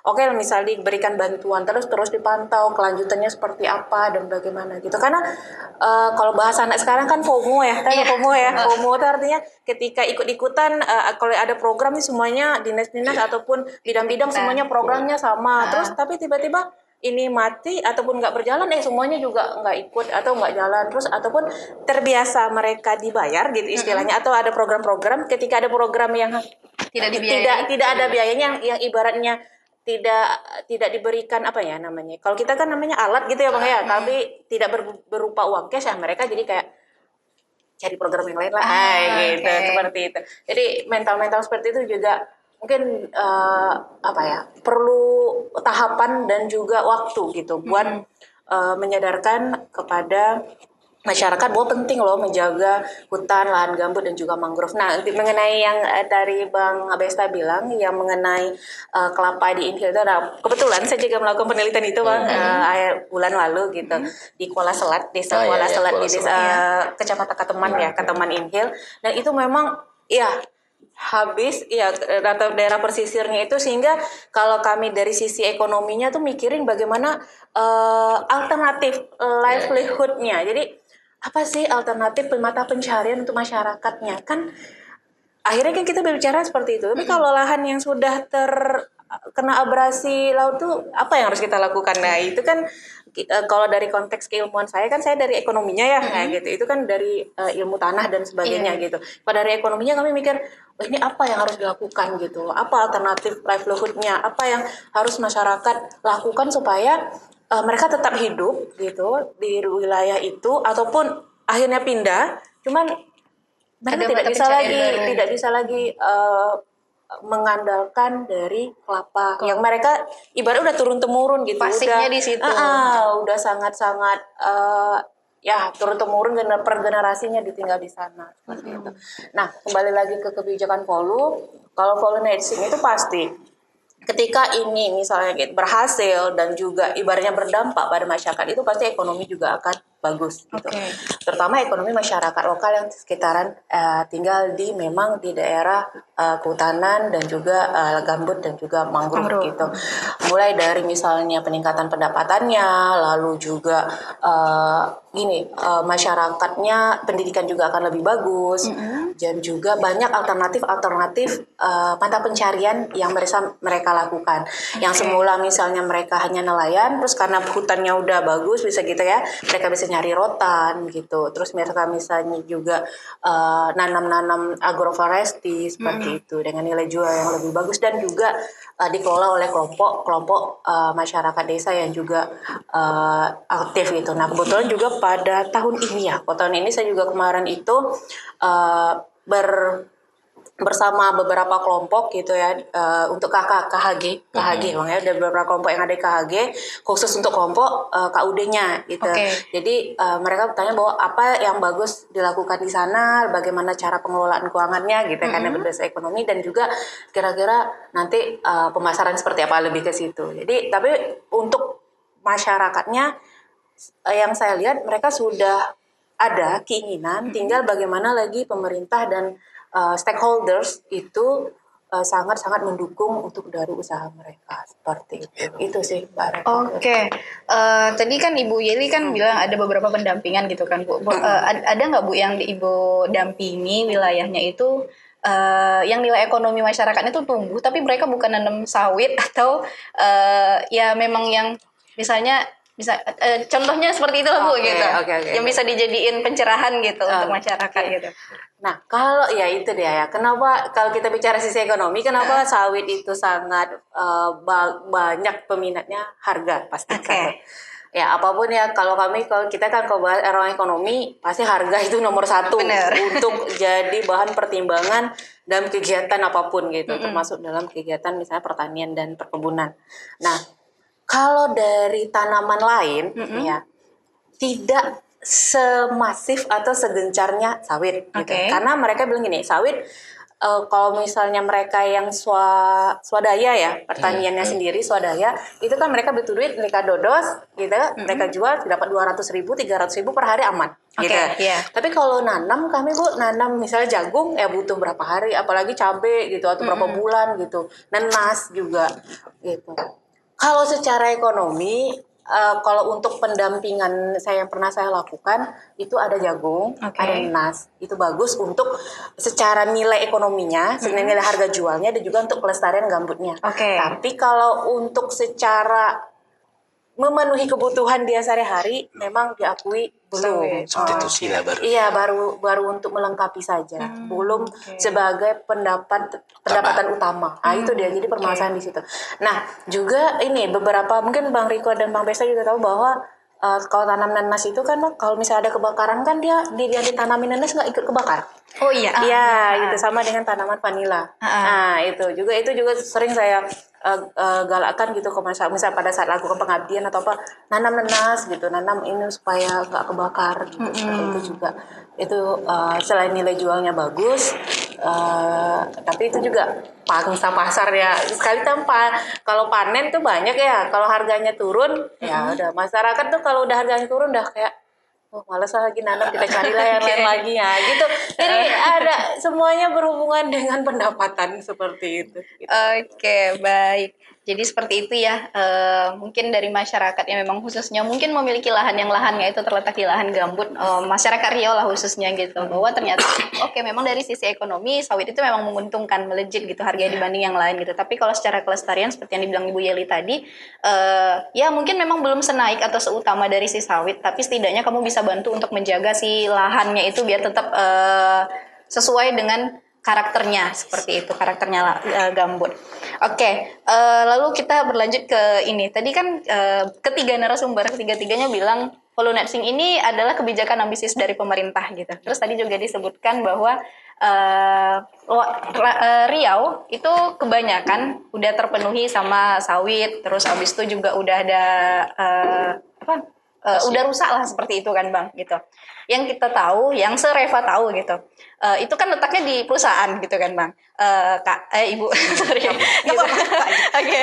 Jadi kan itu memang letaknya di perusahaan gitu. Nah kalau misalnya nanti kebijakan ini kan lahirnya dari pemerintah, kalau dari Ibu dan Abang sekalian optimis nggak kalau misalnya pemerintah mau nih untuk kebijakan ini harus kalian terapkan, kebijakan ini perusahaan harus dampingin kayak gitu. Karena kemarin sebenarnya menjelang podcast ini Reva sempat dengerin gitu dari podcast lain. Kebetulan memang Polunet ini di Spotify itu baru satu yang membahas Bang. Ibu. Di YouTube Reva belum, kebanyakan dari yang media-media berita, bukan yang podcast yang lingkungan seperti itu gitu. Jadi ada satu podcast yang bilang bahwa wah ini ternyata di perusahaan besar lah di HTI di Riau itu saya udah ngikutin kok kebijakan Polunet ini gitu. Kalau dari pandangan Ibu sama Abang gitu mungkin yang tahu gitu. Bener nggak sih mereka ngikutin kebijakan ini gitu? Diterapin nggak sih sama perusahaan itu gitu? Ya kan Reva tadi kan kita bicara sebelum ke bicara implementasi dan jalan ya. Kan tadi kan kita bicara bagaimana tentang komitmen global. Nah ini kan sudah disampaikan Indonesia untuk bagaimana Indonesia ingin energi bersih dari emisi bersih dari sektor hutan dan lahan untuk 2030. Dan artinya bangsa-bangsa lain juga itu juga harus berkomitmen menurunkan. Ya ini dalam konteks dalam konteks implementasi dan sebagainya. Ini kan ini kan kalau sederhananya kan begini sebenarnya. Hutan tersisa itu dijaga, yang rusak dipulihkan. Kan begitu tuh. Nah, kalau di dalam konteks negara kita, untuk sektor kawasan hutan, itu kan industri kehutanan. Benar. Untuk sektor kayak sawit kita tadi, itu di sektor other land use, atau kalau bahasa di tata ruang, APL, alokasi penggunaan lahan, yang dimana itu di luar kawasan hutan. Nah artinya, kayak di Riau lah, tadi misalnya kayak Besta mencatat hutan tersisa di Riau itu sekian persen. Nah, terus bagaimana komitmen di tempat lain yang harus kita tambah? Nah ini harus dituangkan. Nah, kalau bicara kalau kita bicara tata negara sekarang, harusnya aturan itu kan diikuti oleh semua pihak. Benar. Baik oleh masyarakat, pemerintah daerah, perusahaan. Karena yang namanya kita bernegara kan kita harus menjalankan dan taat pada peraturan. Oke. Nah, tinggal pemerintahnya nih, kuat nggak mengeksekusi dan mengimplementasi kebijakan ini. Tadi. Dan apalagi kan kalau kita lihat ya kan kalau bicara pemimpin kan produk politik ya. Nah, kan kalau bicara lingkungan itu kan isu spesifik. Oke. Kalau bicara di kitanya itu kan belum semua orang passionnya peduli terhadap lingkungan. Benar. Ya. Nah, kalau pemimpinnya tidak punya passion di situ dan tidak punya komitmen di sana, akan susah dia menjalankan kebijakan ini. Iya. Karena semua kan apalagi kalau kita bicara tapi harusnya politisi itu kan calon menjadi pemimpin ya. Baik itu di legislatif maupun di eksekutif. Kan kalau kita bicara survei terbaru dari untuk generasi sekarang, generasi muda, kan rata-rata pemilih kita itu kan adalah generasi muda. Benar. Kan isu lingkungan itu menjadi isu penting bagi generasi muda. Iya. Nah, artinya kan itu harus direspon lah oleh pemimpin. Bagaimana kebijakannya untuk. Nah, kalau bicara kayak tadi lah, misalnya kayak di Riau, kita punya sawit, kita punya HTI. Kalau bahasa sederhananya, oke, enough, cukup sekarang. Kita punya angka sekarang sekian, yang rusaknya bagaimana, yang bagusnya bagaimana. Oke. Yang terakhir kan penegakan hukum. Jika ada yang melanggar dari komitmen itu ya Gakum harus kuat juga. Benar. Kalau hukum tidak kuat, ya susah juga mendorong orang berubah. Iya. Nah, artinya begini, kalau dalam sektor HTI, kalau bicara gambut tadi dan sebagainya, kan kita juga akan bicara scientific evidence atau berbasiskan sains. Oke. Nah, di gambut itu oke lah, terlanjurlah kita bicara kalau yang namanya memperbaiki itu kan tidak bisa sempurna ya. Misalnya kalau kita bicara hutan alam, kalau kita bicara masa lalu, tentu kan itu lebih bagus. Ya. Tapi fakta sekarang kan ada rusak. Benar. Nah, ini bagaimana kerusakan itu diminimalkan? Misalnya kayak gambut itu kan manajemen air. Oke. Itu kita sudah punya namanya peraturan PP 57 untuk mengatur manajemen pengelolaan dan perlindungan gambut. Aturan kita bagus. Oke. Sebenarnya tidak gagap nih pemerintah untuk teknis tadi kayak Ibu tadi. Bagaimana ekonominya, bagaimana pemulihannya, kita sudah punya aturan. Nah, tinggal bagaimana kreativitas dari pemimpinnya. Misalnya tadi kita bicara di Riau ini angka sawit kita tuh 3,4 juta hektar. Nah, kalau kita bicara latar belakangnya, kan sekarang kita lihat rata-rata yang kita jual itu kan apa? CPO kan? Belum hilir. Kenapa tidak kita berani? Riau ini pusat energi. Kami akan memastikan investasi hilir untuk mendorong CPO ke biodiesel. Oke. Kita tidak mau jual. Kan harus kuat itu. Terus kita memastikan tidak ekspansi. Kami intensifikasi. Kenapa? Kebun kita itu rata-rata baru satu ton loh. Oke. Padahal potensinya bisa 5-6 ton. Tanpa butuh kita merubah, ya ada persoalan tadi input, pupuk, lah gitu nih ya, bibit. Nah itu kan PR. Artinya kalau memang sawit ini menjadi ekonomi utama, kenapa tidak diperbaiki dan diintensifikasikan? Oke. Supaya kita tidak berekspansi. Yang gambut-gambutnya rusak, sawit-sawit yang tidak produksi dan tidak apa ya, didoronglah untuk pemulihan. Tapi misalnya kalau gambut apa sifat alamnya? Basah. Kan? Nah, kenapa tidak sektor perikanan darat dikembangkan? Dulu kita ikan salai, dulu kan orang-orang gambut itu kan penghasil ikan. Kalau kita bicara sejarah nenek kita dulu, siak itu yang sebagai gambut itu dan pelalawan sekarang itu kan mata pencarian utamanya adalah nelayan. Bukan nelayan laut ya, nelayan darat. Dulu kita punya ikan toman, ikan apa. Sekarang kan karena ekosistemnya rusak, ya ikan-ikan kan berkurang. Artinya dengan membasahi gambut,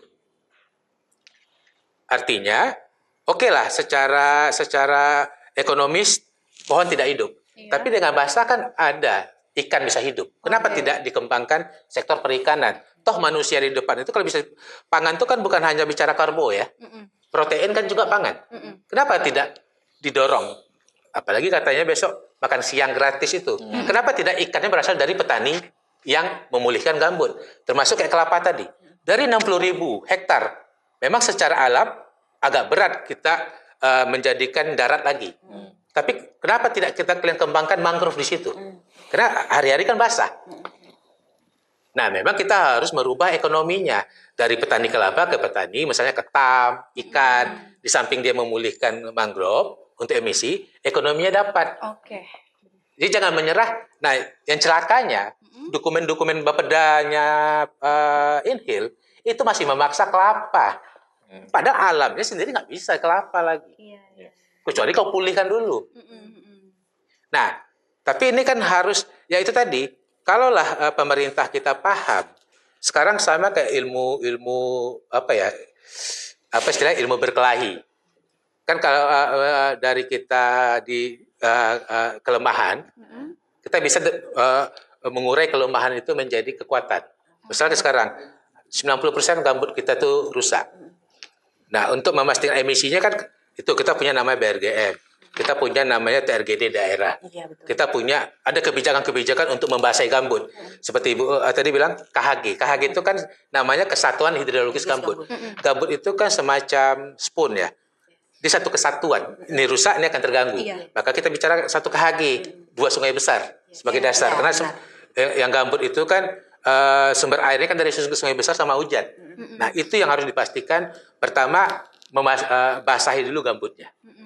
Habis itu artinya perusahaan-perusahaan sudah terlanjur membangun kanal, pemerintah kan tinggal melakukan pengawasan. Dilakukan nggak? Pertanyaan tadi kata Reva tadi. Komitmen perusahaan, kalau dia tidak lakukan izin nggak bisa dicabut. Oke. Gakumnya di situ. Iya, artinya kita punya prinsip, punya prioritas. Kecuali kita isu perubahan iklimnya nggak menjadi prioritas. Agak berat kita akan mendorong suatu kebijakan. Nah, yang celaka di Riau, saya mencampaikan fun fact. Oke. Riau itu salah satu provinsi terbesar deforestasinya. Artinya ini harus diperbaiki nih. Ini persoalan utama. Jangan menambah kebijakan menambah deforestasi baru lagi. Oke. Terus Riau itu akibat dari deforestasi dan penguasaan ruang yang tidak monokultur, itu Riau itu tertinggi konflik sosialnya. Ini di luar perubahan iklim ya. Artinya banyak konflik-konflik dengan masyarakat adat, dengan masyarakat tempatan, karena perebutan ruang. Ya karena kebijakan kita masih ekspansif, perluasan. Kenapa kebijakan kita tidak intensifikasi untuk mengurai? Misalnya kita punya studi di sektor-sektor HTI dan sawit yang berkonflik, jika kelepaskan saja konsesi berkonflik dengan orang, itu hanya 20% loh dari total kalian. Cuman faktanya, pemerintah tidak pernah mengecek dari banyak izin yang diberikan, banyak usaha yang diberikan di sektor HTI, sudah maksimal nggak mereka menggunakan lahan? Faktanya misalnya, kejadian kebakaran hutan dan lahan. Di Riau itu ada tercatat hampir ratusan perusahaan yang tersangka kebakaran. Iya. Faktanya, kebakaran terjadi tadi seperti Ibu tadi bilang. Kalau di masyarakat kami penyandang nanas kan nggak tidak bakar ya, karena masalah menjaga nanas tanaman dia. Benar. Yang terbakar itu kan lahan kosong. Iya. Untuk mereka, pertama modus ekonomi. Dapat tadi kita bicara gambut kan lahannya asam. Makanya mudah tuh kan menetralkan dengan dibakar dengan abu tadi. Abu. Nah, pertanyaan kita pada pemerintah, jika kau memberikan izin, itu kewajiban kau juga pengawasan izin. Izin diberikan itu harus dikelola. Jika lahan kau dikelola dan dikembangkan, tidak mungkin terbakar. Nah, sekarang pertanyaan kita, kau jika dikelola ya jangan lagi bicara yang ya kan bisnis sawit dan akasia itu kan bukan bisnisnya modern ya. Semua orang bisa tuh. Bisnisnya cuma nanam, panen kan gitu ya. Benar. Nah, sekarang mereka sudah kaya dari pendapatan dari akasia. Ya harus dipaksa dia modern. Misalnya kayak sawit tadi. Ada nggak pusat bibit di Riau? Artinya, riset dan development, karena Riau itu dipaksalah bekerja sama kampus, supaya Riau itu punya pusat bibit. Oke. Ya, perusahaan itu harus investasi di situ. Punya nggak dia punya tentang Riau ini punya nggak pabrik pupuk? Oke. Ada? Nggak ada. Nggak ada. Sekarang kan nah, kenapa tak pemerintah bantu investasi pendirian pabrik pupuk supaya distribusi pupuk bisa terakomodir di sini yang cocok lahan. Supaya orang dipaksa intensifikasi. Sekarang intensifikasi dipaksa pun nanti akan bilang bibit kami bibit palsu, Pak. Kalau mengganti gimana? Cari pupuk pun nanti pupuk mahal, Pak. Iya. Kan begitu gitu tuh. Nah, ini yang harus dikoreksi oleh pemerintah supaya mengarahkan kepada intensifikasi. Kata kunci saya intensifikasi sama hilirisasi. Jangan seperti hilirisasi seperti nikel. Dia eksploitasi, dia yang kita masuk hilirisasi tadi. Hilirisasi misalnya sektor perikanan darat. Di mana orang melakukan pemulihan, sektor perikanannya dikembangkanlah. Entah buat apa gitu loh ya. Supaya nilai tambahnya tinggi.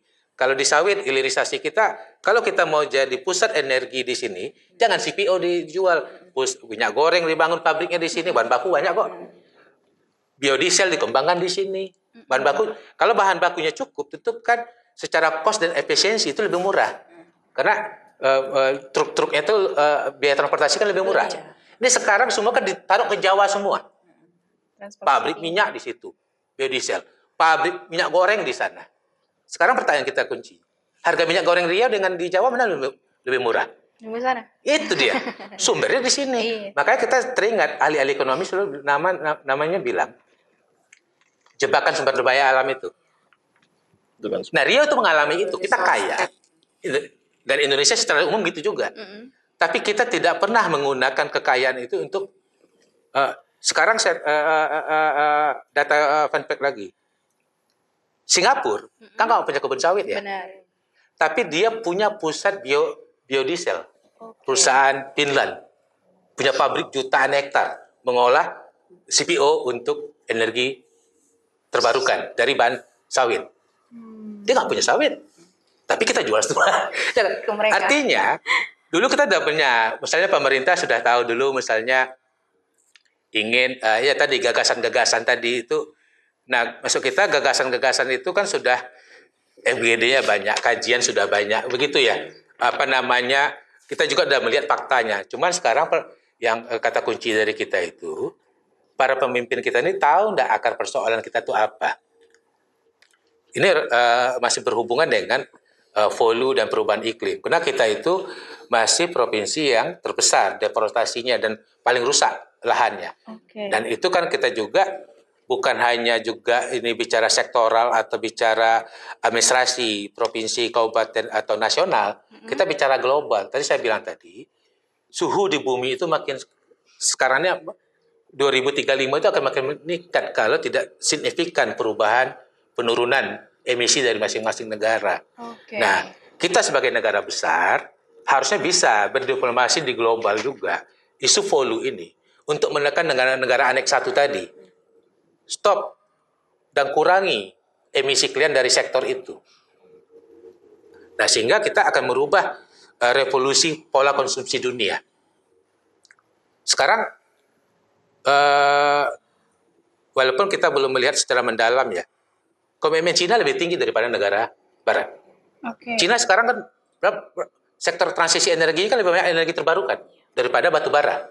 Dan celakanya hutang batu bara kita, pabrik batu bara, pabrik PLTU-nya di shutdown di sana, dioper ke Indonesia dengan beban hutang untuk kita investasi.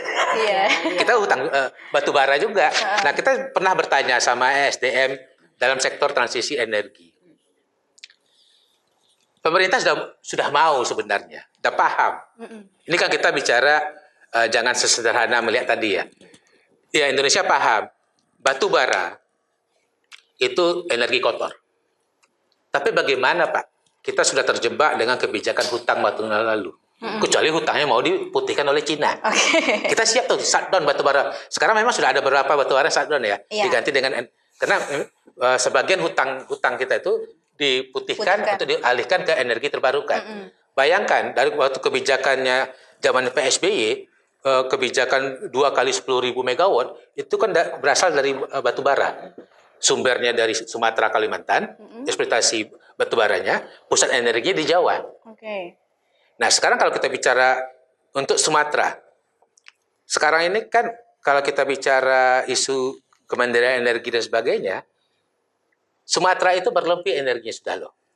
Sekarang kita kan dipaksa nih, naikkan ampere meter, dipaksa kita pola konsumsi. Karena yang namanya pabrik, cek saja, kan salah satunya terbesar itu kan di Sumbaksel, pusat interkoneksinya Sumatera. Iya. Sumsel itu udah berlebih energinya. Oke. Yang namanya, ya sama kayak kita menghidupkan genset, genset dihidupkan, kalau cuma pakai 3 rumah, 4 rumah kan, harusnya genset ini punya kapasitas bisa menghidupkan 100 rumah. Sekarang cuma 3. Makanya kan harus energi kan hilang terus tuh. Benar. Makanya, nah artinya kebutuhan energi kita itu bisa terpenuhi sebenarnya dengan men-shutdown batu bara. Cuman tadi kita hutang, makanya kita diplomasi. Bisa nggak hutang itu bukan diputihkan atau dinegosiasikan ulang supaya merubah PLTU sehingga kita bisa shutdown. Oke. Nah, memang nanti kalau kita bicara mungkin teman-teman ekonomi lah yang ngomong itu, waktu debat capres itu kan pernah namanya green inflation ya. Transformasi kalau kita berubah ke ini, dampak ekonomi makro ini apa? Ini juga harus dipertimbangkan. Nah ini memang harus mendalam sih secara holistik. Nggak bisa lagi bicara mikro, tapi makro mikro juga harus kita lihat dari pertumbuhan ekonomi kita tuh dari sektor mana. Nah sekarang kayak di Riau, kami ini apa tadi namanya istilah mereka itu pembangunan berkelanjutan, apa Riau hijau atau apa. Maksud kita tuh di mananya yang ini pertanyaan bukan sederhana loh. Implementasinya. Dan kan ada satu quote dari kalau saya kan dari aktivis ya, dari saya isu perubahan iklim itu kan bukan isu gardening, nanam-nanam saja, bukan seperti itu. Banyak yang harus dikoreksi, kebijakan, pola ekonomi. Nah, kalau kita bicara rata-rata RPJMD dan target tadi Besta udah bilang, rata-rata kita para pemimpin itu kan menjanjikan strategi pertumbuhan ekonomi. Ada 5%, 8%. Kalau catatan kita, pertumbuhan semakin besar pertumbuhan ekonomi akan dikembangkan, semakin alam makin rusak karena selalu di sektor ekstraktif. Ya kita diciptakan Tuhan kan mudah ya. Kayak tambang itu kan istilah kita mau kondo aja tuh, kasih izin. Udah. Kau kasih itu ada batu bara sana, kau kembangkan, kau minta uang sama bank, selesai. Sawit begitu juga. Ini ada hutan, kau minta izin, gadaikan ke bank investasi, modal bisa. Iya. Ya artinya kita lebih banyak mengeksploitasi sumber daya alam kita yang harusnya ada beberapa sumber daya alam kita yang harus disimpan di bumi karena dia penyebab emisi dan harus dikembangkan pertumbuhan ekonomi hijau lah. Tapi hijau tadi ya hijau yang sesuai dengan persoalan utama kita, deforestasi dan kerusakan. Nah itu yang belum kita lihat. Rata-rata ya kalau bicara pertumbuhan ekonomi, potong telinga saya, 3 calon itu pro terhadap sawit sama akasia loh. Sama infrastruktur. Iya. Infrastruktur ya itu aja. Kenapa tidak dia ngembangkan secara ekonomi yang seperti ya banyak contohnya. Memang kalau kita bicara Singapura sih ke skala kecil ya. Karena negara kecil, tapi dia bisa hidup di situ. Banyak negara-negara yang sekarang yang sama contohnya gini. Kita itu kan penghasil pop MPPR terbesar di Asia ya. Pusatnya kan di Riau. Kenapa tidak misalnya merubah ini persoalan plastik? Kenapa tidak diminta perusahaan-perusahaan MPPR itu memberikan harga murah untuk supaya nanti kita di pasar tradisional, pasar-pasar itu tidak menggunakan plastik lagi. Karena plastik itu kan juga ya itu persoalan bukan emisi sih, tapi polusi. Tapi kan persoalan itu kan muncul. Nah, kenapa tidak kita kembangkan misalnya tren hidup bebas plastik gitu loh, supaya kita bisa terus di Riau ini misalnya saya membayangkan rata-rata kalau Jokowi itu kan mimpinya kan mobil listrik. Kalau saya mimpinya bisa nggak karena minyak akan habis, seluruh transportasi kita tuh berasal dari biodiesel. Oke. Kan begitu tuh. Saya percaya sawit itu salah satu ekonomi yang sustainable. Yang menjadi persoalan di sawit itu kan sumber bahan bakunya merusak hutan. Kan gitu nih. Masih ekspansif. Tapi kalau kita bicara skala ekonomi dia intensifikasi, kita punya pertanyaan, ada nggak limbah di kebun sawit sekarang atau di pabrik sawit? Kalau limbah yang terbuang gitu, untuk sekarang sih rata-rata udah digunain semua. Ya itu dia. Artinya tidak ada kalau dia maksimal ya. Iya. Metannya bisa untuk energi. Fomenya Minyak bisa kotor untuk fomenya bisa kan. untuk Artinya kalau itu dikembangkan kan ada energi apa namanya istilah ekonomi sirkular ya. Iya, ekonomi sirkular. Ya artinya di kebunnya dia intensifikasi. Oke. Artinya nggak perlu kita ekspansi. Nah kalau kita ingin di situ. Nah cuman ya itu semua harus terjadi kalau ada arah RPJMD pembangunan kita, harus ada rencana APBN untuk merubah ke situ. Kalau dokumen itu hanya normatif, riau hijau, riau berwawasan lingkungan, tapi nggak dituangkan di RPJMD, nggak dituangkan di nota anggaran APBN, agak berat. Omong-omong aja. Omong-omong saya, omong-omong kan gitu ya. Oke, baik. Sudah hampir jam 12. Sepertinya kita butuh season 2 atau part 2 untuk pembahasan ini nanti ya, dengan narasumber yang baru pastinya juga. Oke, jadi itu tadi dari ketiga narasumber sudah membicarakan, sudah menjelaskan, sudah menerangkan seperti apa sebenarnya kebijakan follow net sink. Terus abis itu juga tadi sudah menjelaskan tentang bagaimana ekonomi masyarakat itu bisa tumbuh dan bisa berkembang banget kalau misalnya memang kita sadari karakteristik lahan kita itu seperti apa. Kita juga semoga masyarakat dan stakeholder yang ada itu bisa mampu bekerja sama untuk mewujudkan nol emisi yang sudah digadang-gadangkan untuk 5 tahun ke depan ini, seperti itu. Dan semoga aja Presiden dan Wakil Presiden termasuk para menteri bisa bergotong royong seperti yang disampaikan Bang Riko tadi ya, akan menghasilkan gakum yang benar dan juga mampu untuk menerapkan kebijakan-kebijakan tadi, seperti itu. Itu saja pendengar, pembaca dari Rumah Paradigma. Jangan lupa untuk terus pantengin dari Instagram kita dan kebijakan laporan-laporan yang kita sediakan untuk teman-teman sekalian. Dan jangan lupa untuk subscribe di kanal YouTube kita di Rumah Paradigma. Oke, saya ucapkan terima kasih untuk Bang Besta, terima kasih Ibu Yeli, dan terima kasih Bang Riko. Semoga pertemuan ini bisa bermanfaat dan untuk teman-teman semuanya. Jangan lupa untuk selalu komen ke depannya mau bahas tentang apa. Oke, terima kasih sekali lagi. Selamat berjumpa.